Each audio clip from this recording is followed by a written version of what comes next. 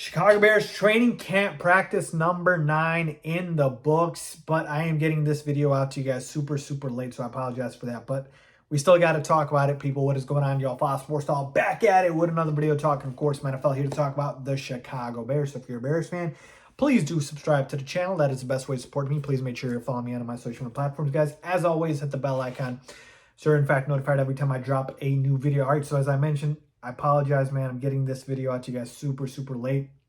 Had a family situation to take care of, and yeah, man, it might be the case for the next day or two, so just bear with me here. But obviously the coverage can't stop. So let's talk about today's practice. And today's practice was highlighted by one big thing, which was a scuffle, if you will, between Chase Claypool and Eddie Jackson. All right, so both of them got into it. Here's what happened. There was a big hit by Eddie Jackson on Chase Claypool, where Chase was running a drag route on the left sideline.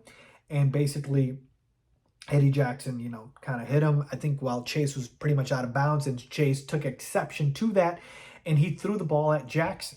And this kind of is what set everything off, and things got heated, and Chase ended up ripping off Jackson's helmet.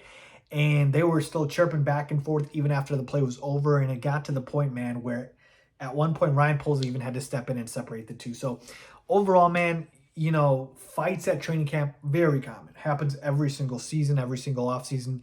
And I'm not too worried. There's a difference between competitiveness and actual fights. This is, to me, hopefully on the side of competitiveness that you see. Like, both offense and defense have gotten a number of practices under their belt. So they're both starting to, really feed off each other's energy, chirping at each other, both talking. And so you're going to have, a few scuffles here and there. We're talking football here, people. So I'm not too worried here. Like, does Chase hate Ejax or vice versa? No, it's, cooler heads will prevail. But yeah, I'm not too worried about this causing some sort of chemistry concerns, if you will. But did want to point that out because that was a sort of highlight or low light, if you will, whatever you want to call it, from practice today. Now, as far as the actual drills itself and one-on-ones, we had some nice completions to Velus Jones Jr., to Darnell Mooney.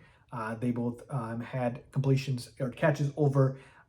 Velus had it over Tyreek Stevenson, and then Mooney over Kyler Gordon. And Mooney actually really did have a very solid day in both one-on-ones and 11-on-11s and 7-on-7s.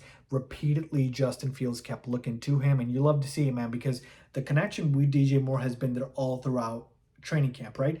And OTAs and minicamp. Well, the connection also with Chase Claypool's been there for Justin Fields. It's been Mooney who's coming off that injury where you needed him to kind of step in, get his legs under him, and be able to contribute and get that rhythm with Fields. And it looks like he's starting to do that. So you love to see that. As I mentioned, in 11-on-11s, he connected with some nice connections with Darnell Mooney. And so did Mooney. So did he on 7-on-7s. The other thing to talk about here, Tyler Scott had a lot of drops today, man. I think there was 3 drops by Tyler Scott. Look, he's a rookie. Obviously, we're going to have some inconsistent days. This was not one of his best days at all by far, and he really struggled. And so this is what comes with being a rookie in the NFL, right? You are going to have some good days. You're going to have some bad days, but the important thing is to how you rebound from these days. So hopefully Tyler Scott rebounds and is able to, just bounce back from this and doesn't have a repeat performance like this.